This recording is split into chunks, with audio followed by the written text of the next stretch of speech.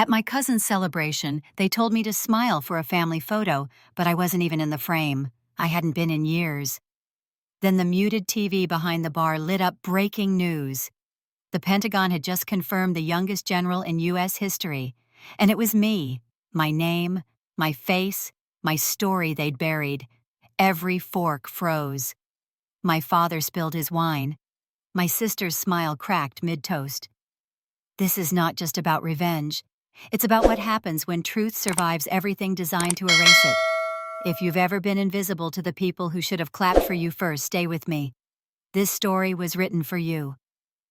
The champagne had just been poured. Across the long linen-covered banquet table, glasses clinked with a hollow kind of joy. My father stood first, raising his flute, his voice echoing through the polished oak dining hall my uncle had rented for the occasion. To family, he said, beaming, and to those who make us proud. Everyone turned to Savannah, my cousin, her new government badge pinned to her blazer like a medal of honor, her hair perfectly set, her smile rehearsed. She'd just been accepted into a defense analyst position at the Pentagon, not even in yet, but already the room looked at her like she was carrying the nation's secrets in her purse. Cameras flashed. Her mother dabbed tears. Her boyfriend, some guy from an Ivy school who called everyone sir, too often squeezed her hand like he'd won the lottery. And me, I was sitting at the far end of the table, alone, unnoticed. Someone behind me, Aunt Carol, maybe leaned in and whispered, "Don't slouch, sweetheart. You'll ruin the photo." I wasn't in the photo. I hadn't been in years. I adjusted my posture anyway. Old habits.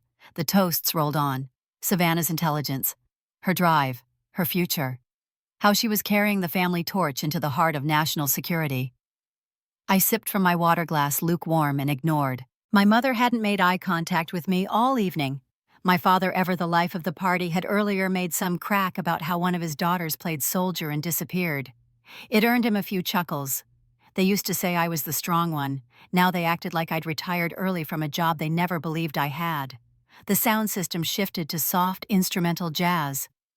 I watched the condensation slide down my glass, timing the drops. At one point, Savannah stood for an impromptu speech, charming and polished. She thanked her mentors, her parents, even her college roommate, for believing in her vision of service. She did not mention me. Not that she should have. I wasn't on any invite list, technically. I'd shown up because Aunt Carol sent a message out of guilt. I hadn't seen most of them in nearly a decade. And honestly, they seemed fine with that. Then it happened. Behind the bar, the flat-screen TV had been muted all evening, showing slow sports highlights looping in silence. Now it flashed red. Breaking news. The bartender reached for the remote and turned up the volume halfway, just as the segment switched. Pentagon confirms identity of covert strategist behind international hostage recovery, the anchor said, sharp and clear.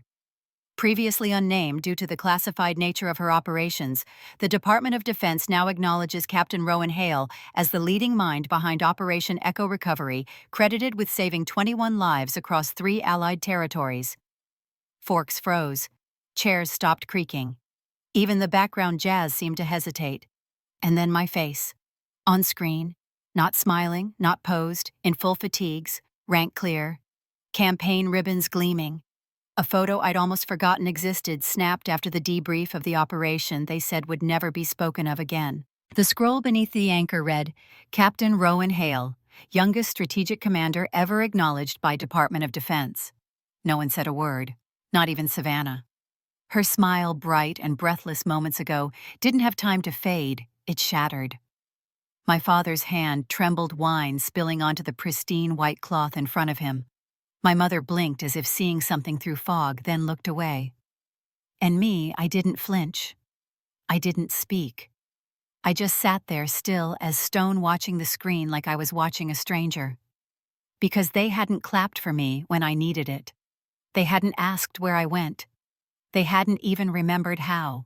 The last time I came back to Missouri was 9 years ago. And if it hadn't been for Aunt Liz practically guilting me into it, I wouldn't have come then either. It was a backyard barbecue classic Midwest. Dylan, my cousin, had just been awarded a full ride to West Point, and the family acted like he'd already won a Medal of Honor.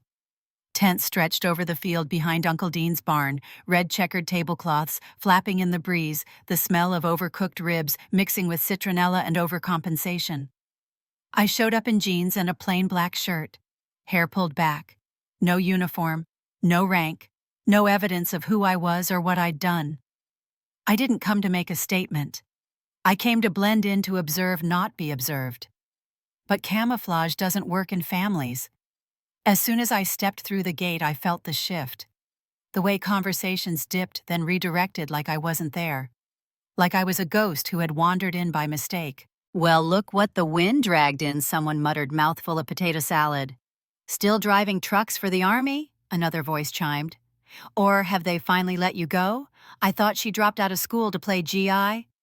"Jane," someone laughed behind a red Solo cup. I smiled without showing teeth. Let it roll off like I'd been trained to do. They didn't know. They didn't want to know. They didn't know I'd spent the last 4 years under Black Ops clearance, name redacted from every system. Didn't know I'd designed the tactical blueprint for a hostage recovery operation so sensitive that even our allies only heard whispers about it. They had no idea what it felt like to fly into the Caucasus Mountains on 3 hours' notice, frost biting through Kevlar with intel so vague it might have been written in crayon. They didn't know that the mission had called for extraction of 12 civilians, engineers mostly, but we found 21. Some were children. One was a pregnant woman who'd gone into labor inside a makeshift cell. Command said we didn't have time to get them all out. Triage, they said. Take the primary targets. I said no. I split the unit, delayed exfiltration, used emergency flares and misinformation to buy time. We carried the kids out in our arms one by one. I loaded the last of them onto the evac chopper as the sun started bleeding over the horizon. No one died that night, except my career. When we got back, there were no medals, no debrief, just silence. The official log listed the mission as successful due to coalition coordination. No names, no credit. My service record was quietly sealed. Judgment compromised under duress, the internal memo read. They didn't court-martial me. That would have required admitting I existed. Back at the barbecue, Aunt Liz handed me a paper plate with dry brisket and coleslaw, already wilting in the heat. She nodded toward a fold-out table near the shed. "That's where you can sit," she said, like she was doing me a favor. I sat, alone again.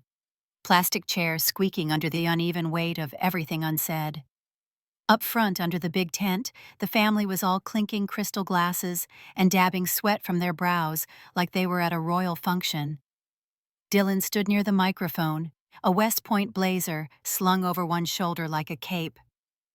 "I've always believed in service," he said, eyes shining with just the right amount of performative sincerity. "Some folks in our family tried it, but I want to do more. Make a real difference." He didn't look at me. Not directly. But the pause before some folks was deliberate, a blade disguised as a compliment. The crowd erupted with applause. Someone whooped. Someone else yelled, "That's our future senator." I kept eating my cold food plastic fork, scraping the paper plate. A little boy. Dylan's son, I think, wandered over. Maybe 5 or 6. Curious eyes. "Are you not working?" he asked, innocent.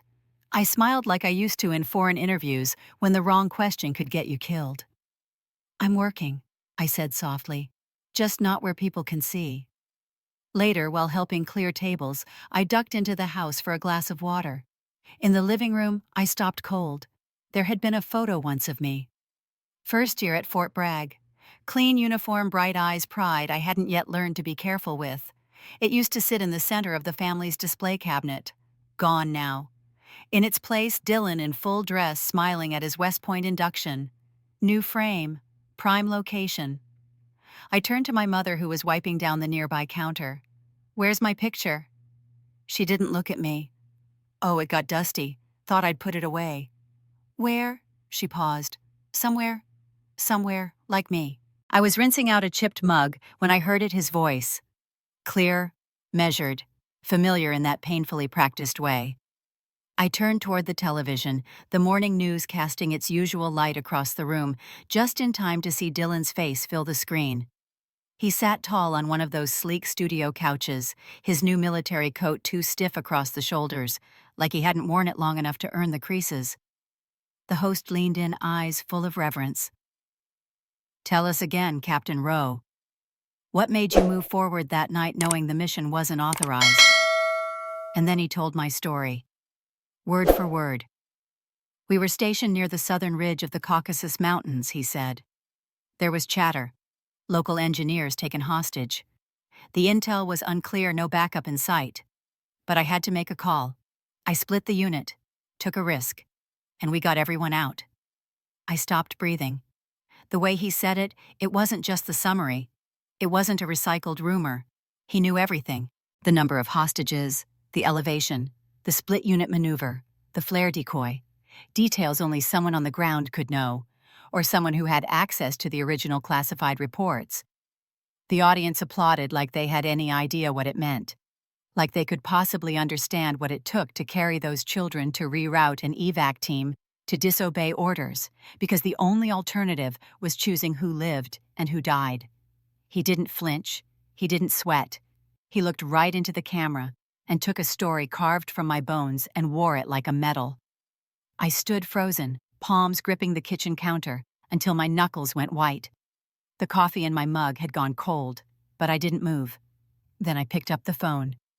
"Did you see the show this morning?" I asked, skipping the hello. There was a long pause before my mother answered. "I did," she said carefully. "Dylan's been doing so well lately.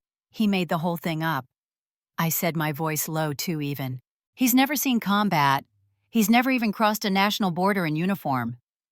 Another pause, this one colder. "You never told us what you really did, Rowan," she said finally. "People can only be proud of what they understand." I closed my eyes. There it was again. The excuse draped in softness, like I had hidden the truth instead of being denied the space to share it. "I tried," I whispered. "You all just didn't want to hear it." She didn't respond. I ended the call before the silence could stretch any further. Later that night, my secure line buzzed. Only a handful of people had that number. I answered without thinking. Rowan came the clipped, precise voice of Lieutenant Colonel Amanda Lake. "You need to hear this before it gets worse." "I'm listening." "There's chatter," she said. "Political channels. Something's stirring about your refusal to comply with General Racine's drone directive back in 2018. Word is he hasn't forgotten." My stomach turned. I hadn't heard that name in years. "You think this is connected to Dylan?" "I don't think this is about family ego anymore," she said. "I think someone's using him, and your silence is the weapon." I sank into the chair, thoughts circling too fast to grab. The drone directive. The night I filed an internal report that vanished into bureaucratic oblivion. I'd refused to manipulate surveillance data for political leverage, and just like that, I'd been marked. Now somehow Dylan was suddenly parroting my classified missions on daytime television. "This isn't just about credit," I said slowly. "Someone's feeding him." "Exactly," Amanda said. "And it's someone with access to logs only cleared at level 6 and above. Dylan doesn't have that clearance. Not even close." A pit opened in my chest.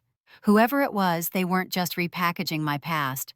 They were rewriting it, giving it to someone easier to control, someone safe, someone who hadn't spent years learning when to disobey and why that mattered.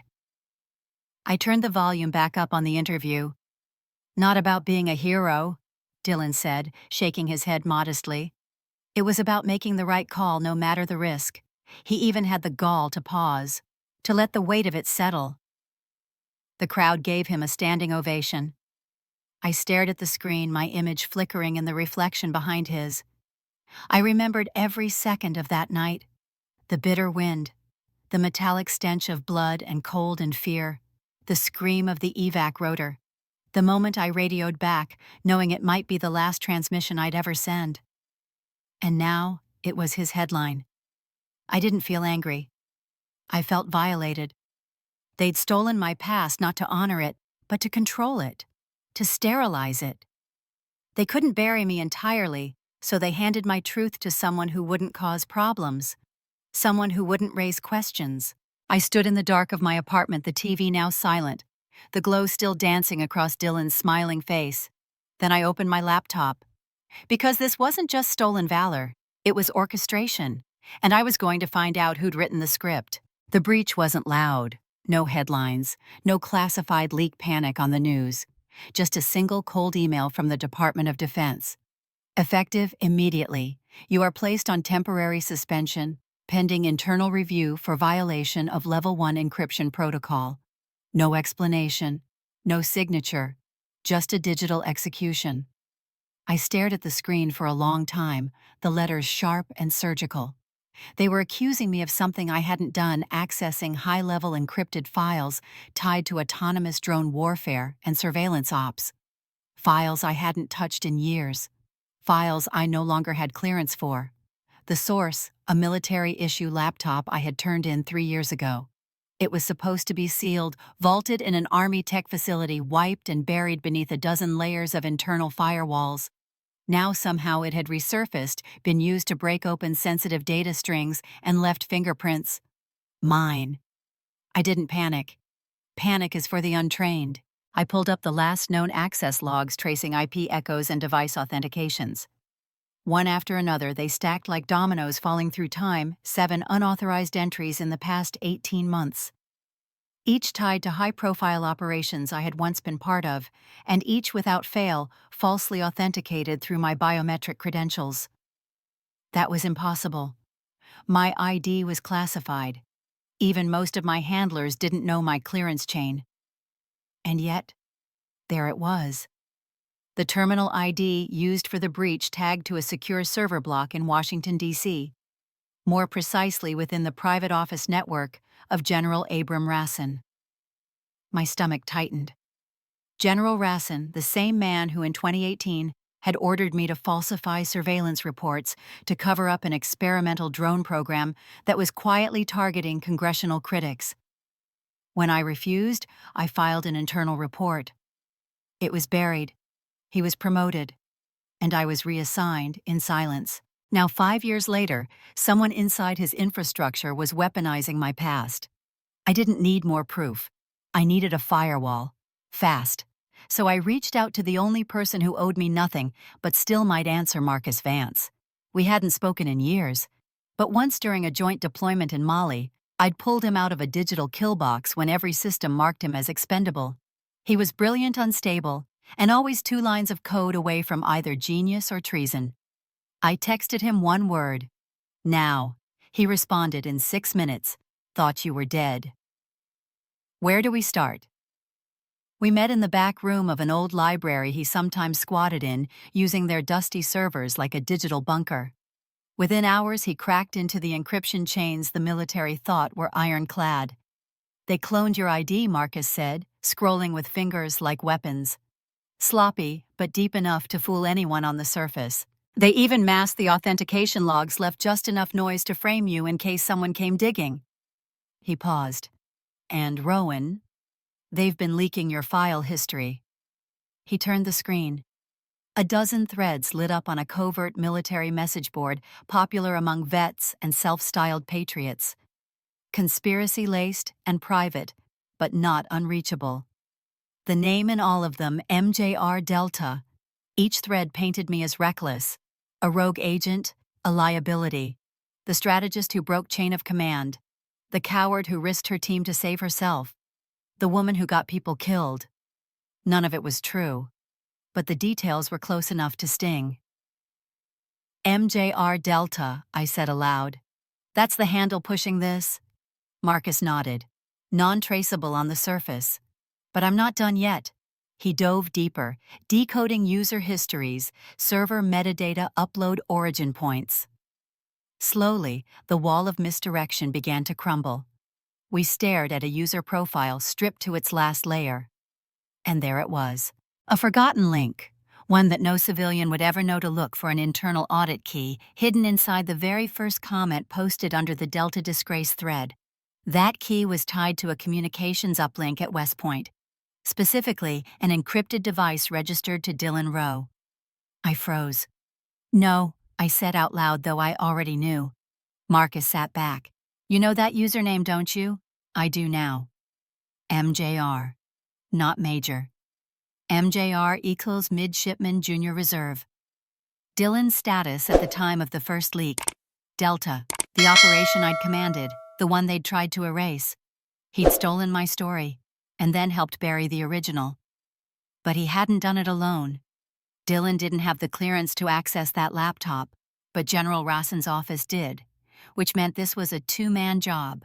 One traded legacy, the other leverage. Marcus leaned forward. "What do you want to do?" I looked down at the flickering screen.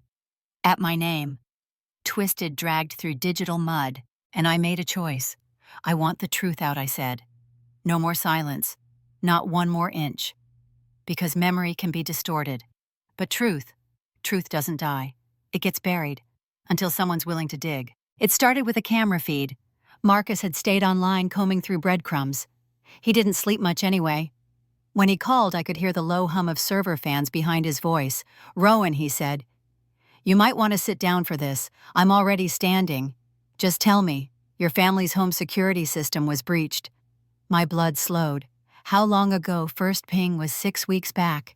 The intruder got access to their indoor motion sensors, routine logs, even external cams. Watched every movement from sunrise to bedtime. Someone studied your parents like a target package. I stared at the corner of my apartment where a worn photo of my mother sat tucked behind a stack of classified notes. She always said she hated cameras. Too many eyes in one house, she'd joke unplugging the baby monitor when we were kids. Now someone had turned her home into a fishbowl. And watched. For weeks. "Where did it come from?" I asked steady. "The access came through a shell relay that bounces through about 6 countries. But the originating signature traces back to a laptop inside the Pentagon." Of course. More specifically, Rassen's comms division, Marcus confirmed. Device registered under a recent civilian consultant listed as Dylan Rowe. I couldn't breathe for a second. Not from shock, but from how little surprise I actually felt. "There's more," he said. "Your mother's hospital report, I got into the ER logs. It wasn't just a fall." "What do you mean?" "They listed it as a loss of balance, but the trauma pattern says impact. Blunt, maybe a push, maybe staged. Either way, whoever wrote the intake left gaps big enough to drive a truck through." I closed my eyes. The memory came back sharp and raw. My mother slumped on the porch steps, soot in her hair, barely conscious. The fire had taken half the barn, but not the house. She hadn't been burned, just collapsed. That's what they'd said. A simple fall. But now nothing felt simple. This wasn't just about my name anymore. Someone had crossed the line from erasing my career to putting hands or threats on my blood. "This is a message," I said. Marcus's voice lowered. "Yeah. They're not trying to just silence you, Rowan. They're trying to scare you quiet." I hung up and drove to the hospital that night. The halls smelled like antiseptic and old paint. My mother was sedated in a private room. Her heart monitor beeped slowly like a metronome, counting down everything we never said to each other. She didn't wake. But I sat with her anyway, long enough to remember the way her hands used to braid my hair tight before grade school, how she folded letters from my deployments, even though she never sent one back. Out in the waiting room, I found him. Dylan, seated alone, hunched over a vending machine coffee. His hair was too neat. His uniform was gone. Just a pale button-up and the guilt of someone who expected to be seen. "You knew," I said. He looked up fast like I'd struck him. What are you talking about?" "The breach," I said. "The security logs, the data trail. Your login gave away the access point that tracked our family's location. You handed it over." His eyes widened, not in denial, but in fear. "I didn't mean," he started. "You didn't mean to get caught," I interrupted. "But you did. And now Mom's in a hospital bed, and you're sitting here like nothing happened." He didn't speak, just stared down into the cheap coffee like maybe it could offer a way out. "I looked up your program entry," I said. "The communications division at the Pentagon. You don't just walk into that, you traded something." He flinched. "You gave them our family's data access to our movements, routines, vulnerabilities in exchange for a slot in Rassen's media rotation?" I continued. "That's what you're worth, huh? 1 seat and a spotlight. His voice cracked. I didn't know they'd hurt her, but you knew they wanted me gone. Silence settled between us like smoke. He didn't deny it, and that was enough. I turned away and walked down the hallway past the rooms and monitors and false promises of peace. No fire had touched my mother's skin, but someone had set something else ablaze. The part of me that still believed we were safe from the people who shared our name. They sent me the formal appeal documents the next day. The Department of Defense. A blank bureaucratic path back towards some sterile version of redemption. All I had to do was file an official rebuttal, submit evidence request, a formal inquiry. It was, in theory, the honorable route. I didn't even open the envelope, because I already knew what that route looked like. It ended with my story sanitized, edited by people in suits who never touched blood or dirt. It ended with the truth bartered into footnotes, reviewed behind closed doors, buried again. No. I needed something louder than paperwork, more permanent than clearance. I needed the truth exposed before they could erase the rest of it. So I went to the only person I trusted to wage a war without bullets, Marcus Vance. We met in the back room of a shuttered postal building, his latest hideout. The walls were lined with disconnected fiber cables and old maps of military server routes. It smelled like mildew and code. You sure about this? He asked, powering up his monitor stack. Once we start, you won't be invisible anymore. I was invisible when they framed me, I replied. It didn't protect me then. He nodded, once solemn. Then we go quiet, but deep. We didn't hack government firewalls or storm comm centers. That wasn't the mission. The mission was exposure leak, just enough to point the right people toward the story they tried to bury. So I contacted a name I hadn't said aloud in years. Sarah Kane, an investigative journalist, former war correspondent turned independent voice for forgotten conflicts. She didn't chase trending topics or viral moments. She dug, patiently, methodically, with empathy that unnerved even the people she tried to protect. She agreed to meet in a parking garage. No microphones, no recorders, just her notebook and the cold smell of concrete. I'm not asking you to believe me, I told her. I'm asking you to look where they told you not to. She studied me carefully. Her eyes didn't dart around like most reporters. She wasn't looking for headlines. She was reading me. Why now, she asked softly. Why not years ago? Because I still believed in the system, I said, and I thought silence was safer. I was wrong on both counts. She flipped her notebook shut. I'll look, she said, but I won't guarantee a story. Not unless I find the truth. That's all I want. It took her 4 days. On the 5th morning she called me. I found someone, she said. You're going to want to hear this. His name was Jason Kane. I didn't recognize it at first, but when she said the words Hostage Caucasus Mountains Operation Orion Echo, I remembered. He was just a kid then, maybe 21, electrical engineer, shot in the leg. He'd clung to my arm the night I dragged him out of the second outpost. His face had been half covered in ash blood crusted over one eye. We'd exchanged no words, but he'd looked at me like he still wanted to live. Sarah patched him into a private call. I don't know what happened after, Jason said quietly. They told us a coalition unit got us out. But I remember her. She was the one who lifted me. She got us to the evac point. You're sure Sarah asked? I couldn't walk, he said. She carried me on her back, bled through her jacket. Her badge read, Hale. I never forgot that name. Silence. Even after all these years, I hadn't expected it to matter. But it did. Jason wasn't a general. He wasn't a politician. He wasn't a soldier. He was truth, undeniable, unfiltered. And he had nothing to gain. Sarah called back 2 hours later. I've cross-referenced everything he said, she told me.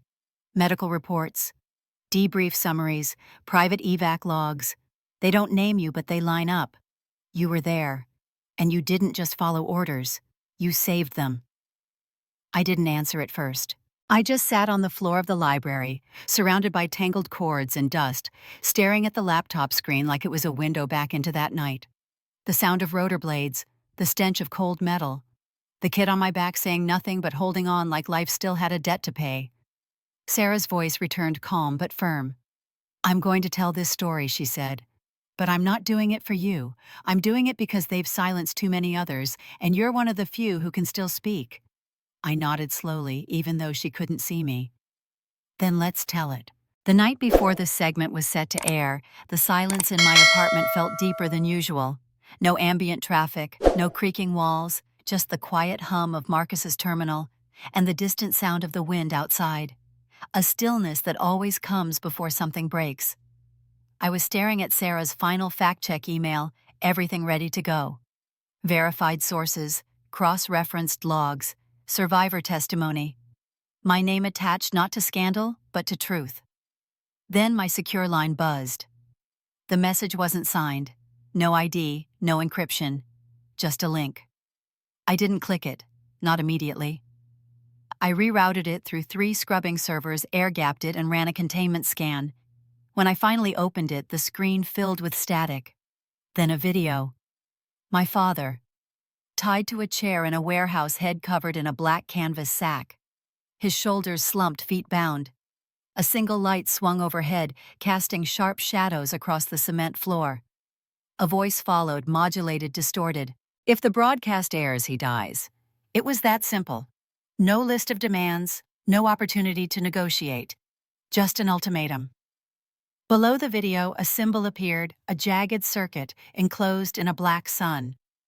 I'd seen it before on dark forums, buried in deep net reports, attached to surveillance alerts, flagged as low credibility. But it wasn't low anymore. They called themselves the Digital Independence Legion, a rogue cyber militia. Not a nation, not an army, something newer, more agile, and far more dangerous. They didn't want to take land. They wanted to dismantle the idea of democratic oversight altogether by seizing the one thing more powerful than any ballot or bullet control of decision-making intelligence. I called Marcus immediately. "They made a move," I said. "My father's gone.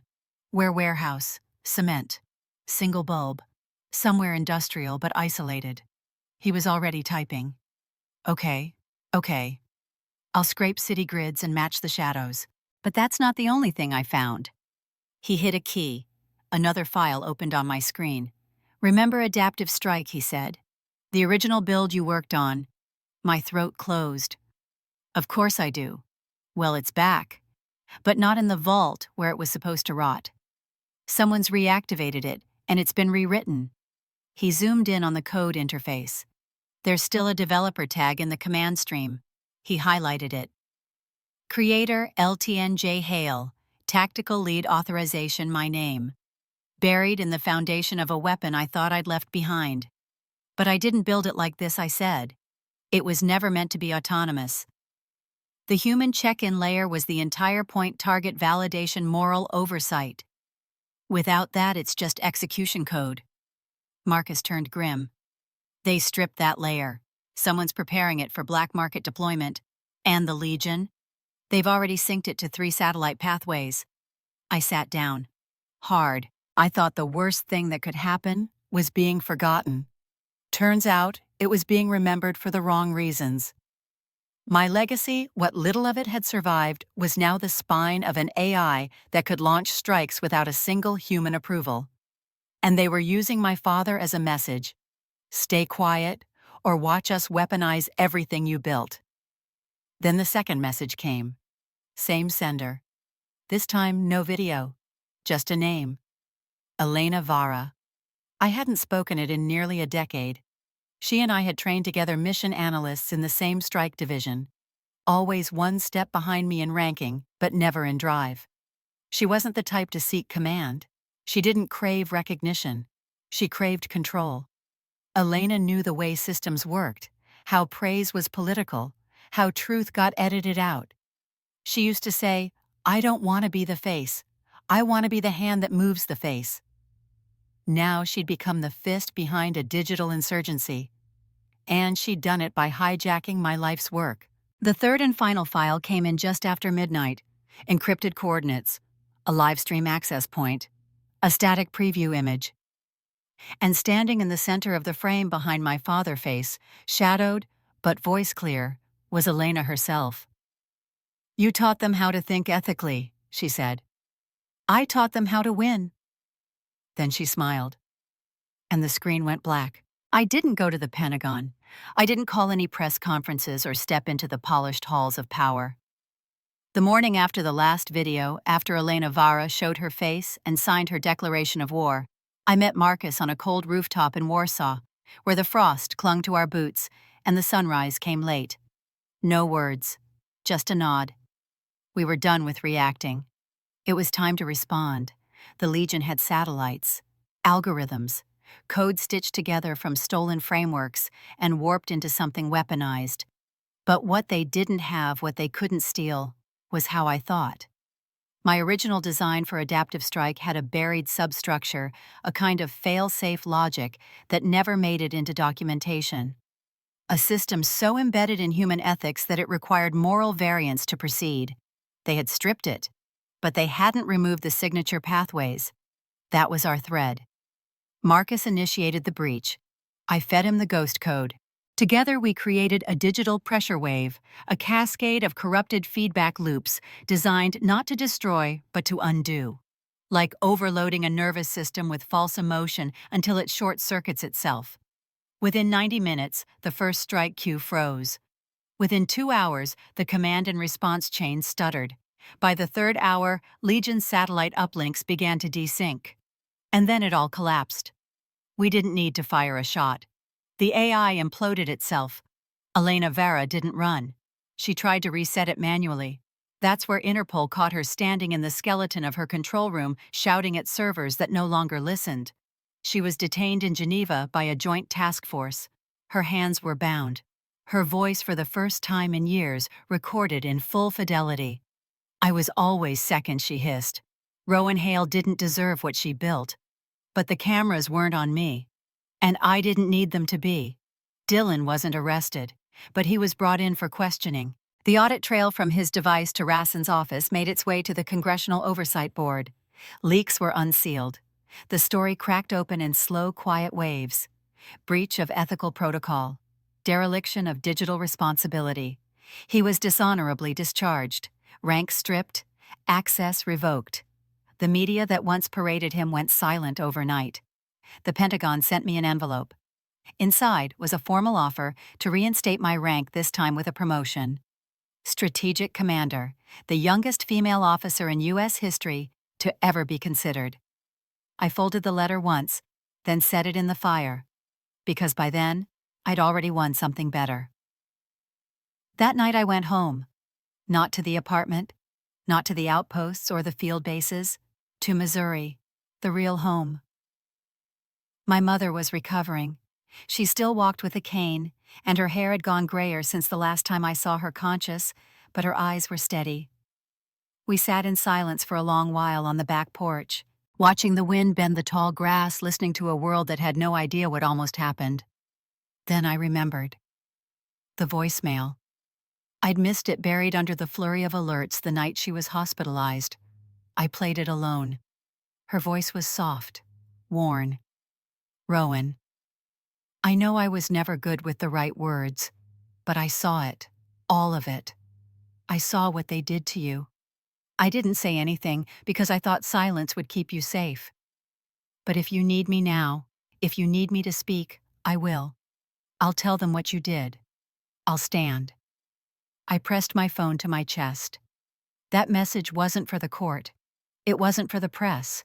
It was for me. For the girl who grew up thinking that being invisible was the safest way to belong. Now I knew better. I didn't need a spotlight. I needed witnesses. People who knew what had been built, and who I had refused to become. The building wasn't much, just red brick walls, sun-washed windows, and a plaque outside that read, "The Hale Institute for Strategic Ethics." It stood on old Missouri soil acres once owned by my grandfather. The cornfield had been cleared, the barns repurposed. Now it was a place where young officers came not to learn how to command, but to learn why they should. We didn't talk about rank much here. We talked about restraint, about the gray between duty and obedience, about what it meant to make decisions with lives hanging in the margins. We taught AI literacy, not just how to build or deploy it, but how to question it, challenge it, refuse it when it failed the human test. Our curriculum didn't shy away from classified scenarios.